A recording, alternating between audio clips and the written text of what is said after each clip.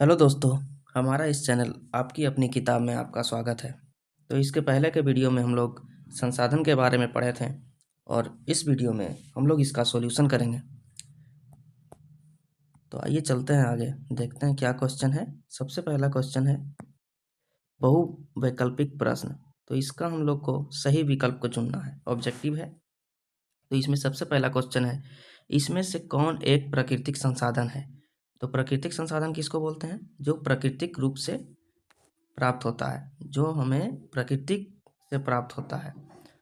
तो इसका पहला ऑप्शन है पंचायत भवन, विद्यालय, भूमि, हवाई अड्डा। तो पंचायत भवन, इसको तो मानव ने बनाता है। विद्यालय, विद्यालय भी मानव द्वारा बनाया गया है। भूमि, भूमि जो है हमें प्राकृतिक रूप से प्राप्त होता है। और हवाई अड्डा, ये भी मानव द्वारा बनाया गया है। तो इसका आंसर हो जाएगा भूमि। भूमि जो है प्राकृतिक संसाधन है। दूसरा क्वेश्चन आते हैं, इसमें कौन प्राकृतिक संसाधन नहीं है? प्राकृतिक संसाधन नहीं है तो सूर्य, सूर्य क्या है? प्राकृतिक संसाधन है, क्योंकि इसे मानव ने नहीं बनाया है। मिट्टी, मिट्टी भी प्राकृतिक संसाधन है। जल, जल भी प्राकृतिक संसाधन है। हवाई जहाज, हवाई जहाज जो है मानव द्वारा बनाया गया है, इसलिए यह प्राकृतिक संसाधन नहीं है, यह मानव निर्मित संसाधन है। अब तीसरा क्वेश्चन है, केरल में पाया जाने वाला थोरियम किस प्रकार का संसाधन का उदाहरण है? तो इसमें देखते हैं निजी, निजी किसको बोलते हैं? जो प्राइवेट प्रॉपर्टी हो, जो किसी खास व्यक्ति या व्यक्तियों के समूह का हो। फिर नवीकरण, नवीकरणीय संसाधन ये है, थोरियम नहीं है। संभाव्य, जैव संसाधन, जैव संसाधन किसको बोलेंगे? जो सजीव चीज हैं, जो सजीव ऑर्गेनिज्म है, जीव जंतु हैं, उसको जैव संसाधन बोलेंगे। तो इसका आंसर है संभाव्य संसाधन। संभाव्य संसाधन में वह संसाधन आता है जिसका मात्रा पहले से ज्ञात नहीं है, उसके बारे में उतना हम लोग को पता नहीं है और इसका वर्तमान समय में उपयोग भी नहीं हो रहा है। तो केरल में पाया जाने वाला थोरियम संभाव्य संसाधन है। अब आते हैं चौथा, संसाधन निर्माण के लिए क्या आवश्यक है? संसाधन निर्माण के लिए क्या जरूरी है? तकनीक, हाँ तकनीक जरूरी है, क्योंकि अगर तकनीक रहेगा तभी हम उसका उपयोग कर सकते हैं, उसको बना सकते हैं। आवश्यकता, आवश्यकता होना चाहिए, हाँ। सबसे पहला चीज आवश्यकता ही है दोस्तों। अगर कोई भी चीज की हमें जब आवश्यकता होती है तभी हम उसका निर्माण करते हैं, तो आवश्यकता जरूरी है। ज्ञान, ज्ञान जरूरी है। अगर कोई चीज का हम लोग निर्माण कर रहे हैं, कोई संसाधन का निर्माण कर रहे हैं, तो उसके लिए ज्ञान भी जरूरी है, तब तो हम उसको बना पाएंगे। तो इसलिए इस क्वेश्चन में इसका आंसर हो जाएगा उपयुक्त सभी। मतलब तकनीक भी जरूरी है, आवश्यकता भी जरूरी है और ज्ञान भी जरूरी है। अब अगला देखते हैं, खाली स्थान को उपयुक्त शब्दों से पूरा करें। तो पहला है संसाधन क्षेत्र के विकास का के लिए आधार का काम करते हैं। तो कौन सा संसाधन? मानव संसाधन। मानव संसाधन जो है किसी भी संसाधन क्षेत्र के विकास के लिए आधार का काम करते हैं। राजस्थान में पाया जाने वाला तांबा कौन सा संसाधन है? तो ये जो तांबा है इसका पहले से मात्रा ज्ञात है और इसका वर्तमान समय में उपयोग भी किया जा रहा है, इसलिए ये हो जाएगा वास्तविक संसाधन। वास्तविक, वास्तविक संसाधन। तीसरा है एवं शारीरिक क्षमता मानव को संसाधन बनाने के लिए आवश्यक है। तो ज्ञान हो जाएगा। ज्ञान एवं शारीरिक क्षमता मानव को संसाधन बनाने के लिए आवश्यक है। तो इसके आगे अब देखते हैं, इसके आगे है निम्नलिखित प्रश्नों के उत्तर दें, अधिकतम 50 शब्दों में देना है।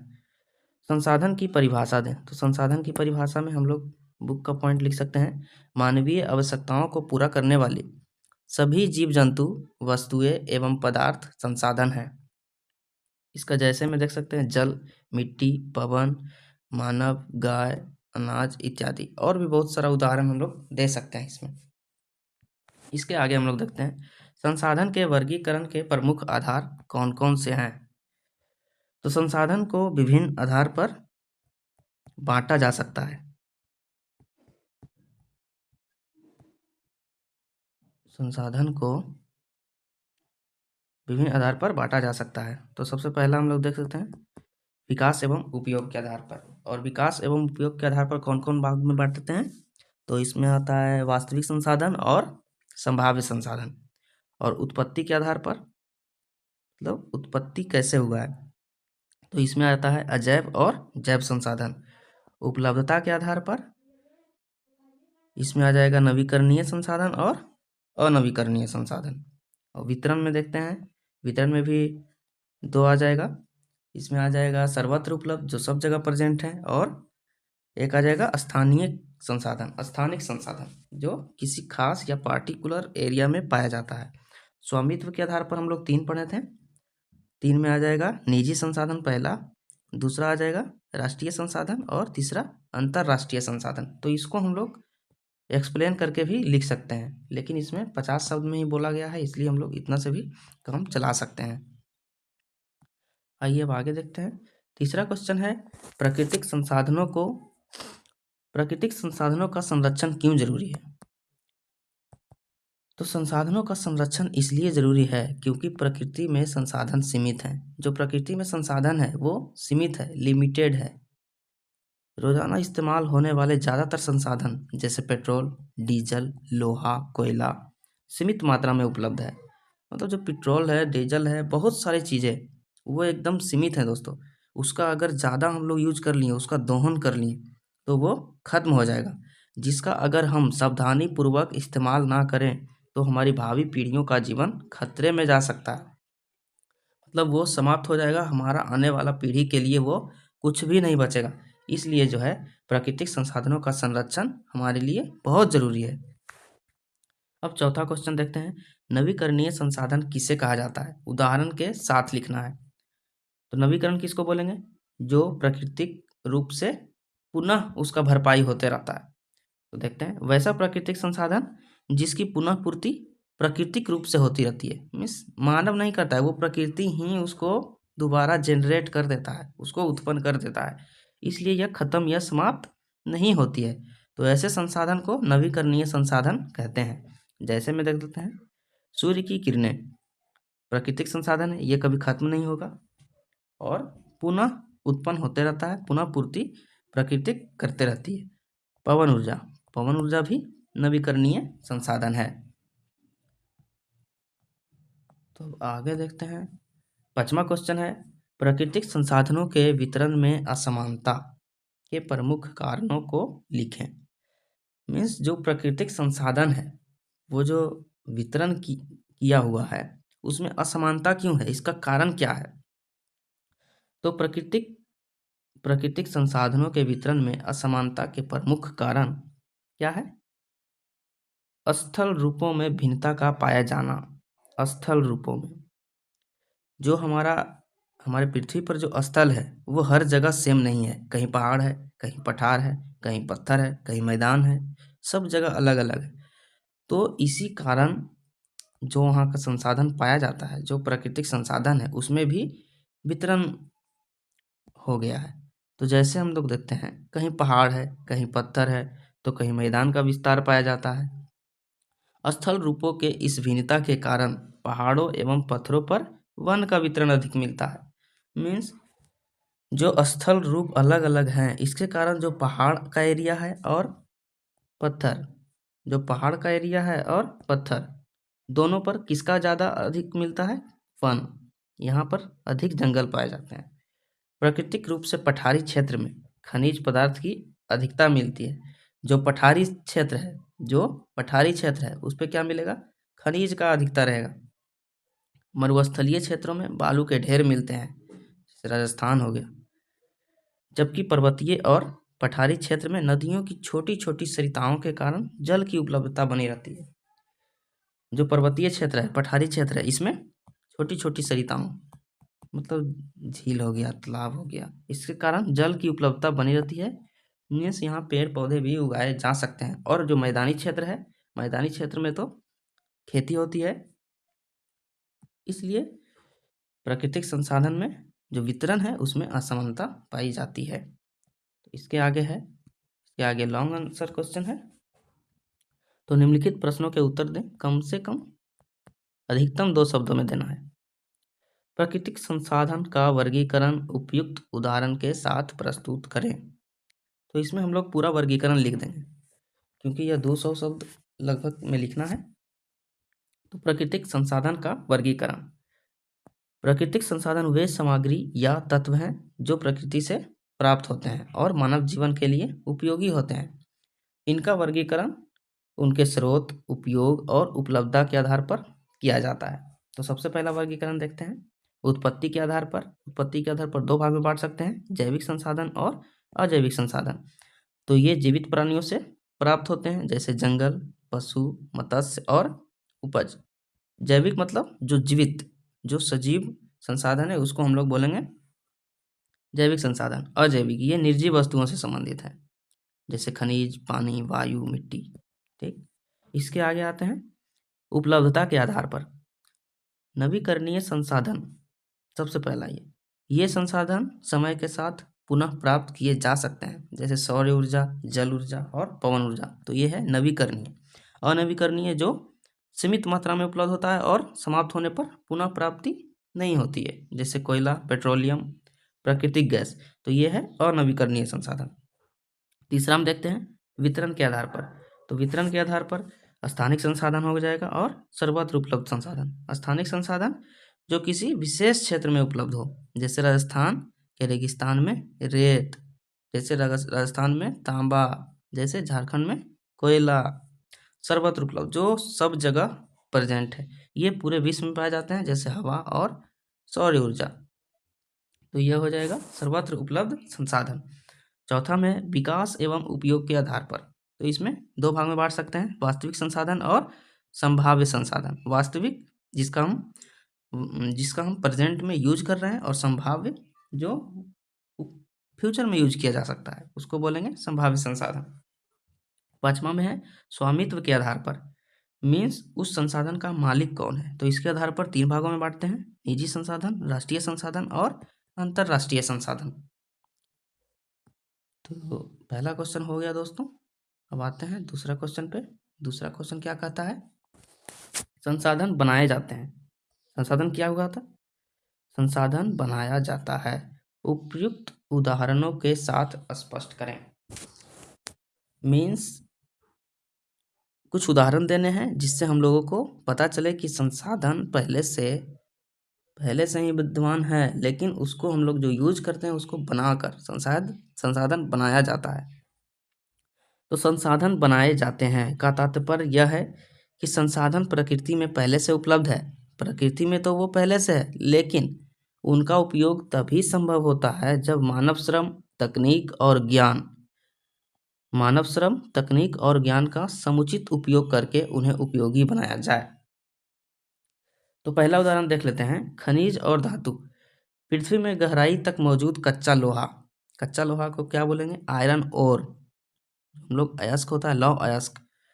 ये जो कच्चा लोहा है तब तक उपयोगी नहीं है जब तक उसे शुद्ध करके लोहे और स्टील के रूप में परिवर्तित ना किया जाए। यह मानव द्वारा बनाए गए संसाधन का उदाहरण है। तो कच्चा लोहा, आयरन ओर तब तक उपयोगी नहीं है जब तक कि उसको हम शुद्ध करके लोहा और स्टील में परिवर्तन ना कर दें। दूसरा एग्जाम्पल हम लेते हैं पानी। नदी में बहता पानी केवल प्राकृतिक संपदा है, प्राकृतिक संपत्ति है। जब इसे बांध बनाकर सिंचाई, बिजली उत्पादन या पानी के लिए उपयोगी बनाया जाता है तब यह संसाधन बनता है। ये जो बहता पानी है, नदी का पानी, सिर्फ प्राकृतिक प्रॉपर्टी है, लेकिन जब इसका हम उपयोग बांध बनाकर बिजली का उपयोग कर लें, इसका पानी को सिंचाई के लिए उपयोग कर लें, पीने के लिए उपयोग कर लें, या टूरिज्म प्लेस में हम इसको कन्वर्ट कर दें, तो ये जो है मानव द्वारा संसाधन हो सकता है। तीसरा में आते हैं मिट्टी। तो खेती के लिए मिट्टी तभी संसाधन बनती है जब इसे उपजाऊ बनाने के लिए खाद, सिंचाई और आधुनिक तकनीकों का प्रयोग किया जाए। मिट्टी भी उपयोगी तभी बनेगा जब हम उसका उपयोग करेंगे। और उपयोग कैसे करेंगे, जब उसमें सिंचाई करेंगे, आधुनिक तकनीक का उपयोग कर उसमें हम खेती करेंगे, खाद डालेंगे, तब उपयोगी बनेगा। चौथा हम देखते हैं वनस्पति और जीव, पेड़ पौधा और जीव। लकड़ी, जड़ी बूटियां और अन्य वन उत्पाद प्राकृतिक रूप में उपलब्ध होते हैं, लेकिन उन्हें संसाधन तब माना जाता है जब उनका उपयोग फर्नीचर, औषधि या ईंधन के लिए किया जाए। जंगल में बहुत सारी चीज़ें उपलब्ध है, लकड़ी है, जड़ी बूटियाँ हैं, लेकिन वो संसाधन कब माने जाएंगे? जब वो हमारे उपयोग में आएंगे, और उपयोग में तभी आएंगे जब मानव उन चीज़ों का परिवर्तन करके हमारे लिए उपयोगी बना दे। तो अब अगला क्वेश्चन देखते हैं। अगला है संसाधन संरक्षण की आवश्यकता पर प्रकाश डालें। मीन्स संसाधन की संरक्षण करने की क्या आवश्यकता है, क्यों आवश्यक है? तो इसमें संसाधन संरक्षण आज के समय की एक प्रमुख आवश्यकता है। प्राकृतिक संसाधन जैसे जल, ऊर्जा, जंगल, खनिज और मिट्टी जीवन के लिए अति आवश्यक है। बढ़ती जनसंख्या, औद्योगिकीकरण और शहरीकरण के कारण इनका अधिक दोहन हो रहा है। अधिक दोहन कैसे हो रहा है? जनसंख्या बढ़ रहा है तो इसका इस्तेमाल भी ज़्यादा करना पड़ रहा है। औद्योगिकीकरण, जितना भी हम लोग उद्योग लगा रहे हैं, शहरीकरण, शहर का विकास हो रहा है, तो इसके कारण जो है संसाधन का अधिक दोहन हो रहा है, जिससे पर्यावरण असंतुलन हो रहा है और संसाधनों की कमी की समस्या उत्पन्न हो रही है। इसके आगे है जल संरक्षण के बिना कृषि और पेयजल की संकट उत्पन्न हो रही है। ऊर्जा का अंधाधुंध उपयोग, मीन्स बिना सोचे समझे उपयोग करते जा रहे हैं। ऊर्जा का अंधाधुंध उपयोग से ग्लोबल वार्मिंग और जलवायु परिवर्तन को बढ़ावा मिल रहा है। जंगलों की अंधाधुंध कटाई से जैव विविधता पर खतरा है। खनिज संसाधन का सीमित भंडार हमें इनके विवेकपूर्ण उपयोग के लिए प्रेरित करता है, क्योंकि जो खनिज संसाधन है वो सीमित है, इसलिए हम लोग इसका प्रयोग विवेकपूर्ण तरीके से करना चाहिए। इसके आगे है संसाधन संरक्षण के लिए सामूहिक प्रयास आवश्यक है। मीन्स सिर्फ अकेले का प्रयास इसमें नहीं होना चाहिए, बल्कि पूरा ग्रुप का इसमें एफर्ट रहना चाहिए। हमें नवीकरणीय ऊर्जा स्रोतों का उपयोग बढ़ाना चाहिए, जल और बिजली की बचत करनी चाहिए, पुनर्चक्रण को अपनाना चाहिए, मीन्स रिसाइकल, और वृक्षारोपण करना चाहिए। सरकार, समाज और व्यक्तियों को मिलकर ऐसे कदम उठाने होंगे जो सतत विकास, मीन्स भावी पीढ़ियों को ध्यान में रखकर सतत विकास को प्रोत्साहित करे। आगे है संसाधन संरक्षण केवल वर्तमान पीढ़ी के लिए ही नहीं, बल्कि आने वाली पीढ़ियों के भविष्य को सुरक्षित करने के लिए भी आवश्यक है, अनिवार्य है। यह न केवल हमारी जिम्मेदारी है, बल्कि हमारे अस्तित्व का आधार भी है। आइए अब इसके आगे देखते हैं चौथा क्वेश्चन। तो चौथा क्वेश्चन में क्या है? तो चौथा प्रश्न में है संसाधनों के अत्यधिक दोहन से मानव ने संकट पैदा कर दिया है। इस कथन से आप कहाँ तक सहमत हैं? क्या संसाधन का अत्यधिक दोहन हो रहा है? हाँ, मानव ने संकट पैदा कर दिया है। संसाधनों के अत्यधिक दोहन ने मानव जीवन और पर्यावरण को गंभीर संकट में डाल दिया है। इस कथन से मैं पूर्णतः सहमत हूँ। सही बात है। प्राकृतिक संसाधन जैसे जल, वन, खनिज और जीवाश्म ईंधन पृथ्वी पर जीवन के लिए अत्यंत महत्वपूर्ण है, लेकिन इनका अंधाधुंध उपयोग संतुलन को बिगाड़ रहा है। ये जो जीवाश्म ईंधन है, जल है, वन है, खनिज है, इसका अंधाधुंध उपयोग हो रहा है। आगे है उद्योगों, शहरीकरण और कृषि में संसाधनों को बेतहाशा दोहन के कारण पर्यावरणीय समस्याएं जैसे वायु और जल प्रदूषण, जैव विविधता की हानि और जलवायु परिवर्तन तेजी से बढ़ रही है। जब जो संसाधन है उसका दोहन हो रहा है, इससे क्या हो रहा है? पर्यावरण की समस्याएं बढ़ रही है, जैसे वायु प्रदूषण हो रहा है, जल प्रदूषण हो रहा है, जैव विविधता, जो हमारे इतने प्रकार की स्पीसीज पाई जाती है, जो इतना विविधता है जीव जंतुओं में, उसका हानि हो रहा है। जीव जो है विलुप्त होते जा रहे हैं प्रदूषण से। और क्या आ रहा है अंतर? जलवायु परिवर्तन में हो रहा है बदलाव, तेजी से बढ़ रही है। ये सब जो रीजन है वो लगातार तेजी से बढ़ रहा है। जंगलों की कटाई से भूमि का क्षरण हो रहा है, भूमि का ह्रास हो रहा है। जंगल काटेंगे तो भूमि अनुपजाऊ होगा। और वन्य जीव संकट में है। जो जंगल काटेंगे तो वन में जो रहने वाले जीव हैं वो भी संकट से ग्रसित हो जाएंगे। जल स्रोतों का अति उपयोग और प्रदूषण जल संकट को बढ़ा रहा है। आगे है संसाधनों का असंतुलित उपयोग भविष्य की पीढ़ियों के लिए गंभीर समस्याएं खड़ी कर सकता है। अगर संसाधन को हम लोग सही तरीके से संतुलन से उपयोग ना करें तो भविष्य की पीढ़ियां गंभीर समस्याएं में खड़ी हो सकती है। अतः संसाधनों का सतत उपयोग और संरक्षण अत्यंत आवश्यक है। इसलिए संसाधन का संरक्षण जरूरी है। और संसाधन संरक्षण के लिए हमें क्या करना चाहिए? हमें पुनर्चक्रण, नवीकरणीय ऊर्जा स्रोतों का उपयोग करना चाहिए, पर्यावरण अनुकूलन के तकनीकों का अपनाना चाहिए।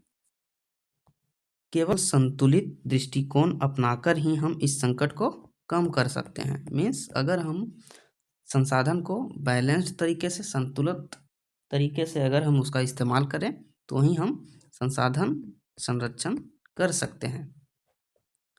तो ये रहा हमारे वीडियो में। यहाँ तक बने रहने के लिए बहुत बहुत धन्यवाद।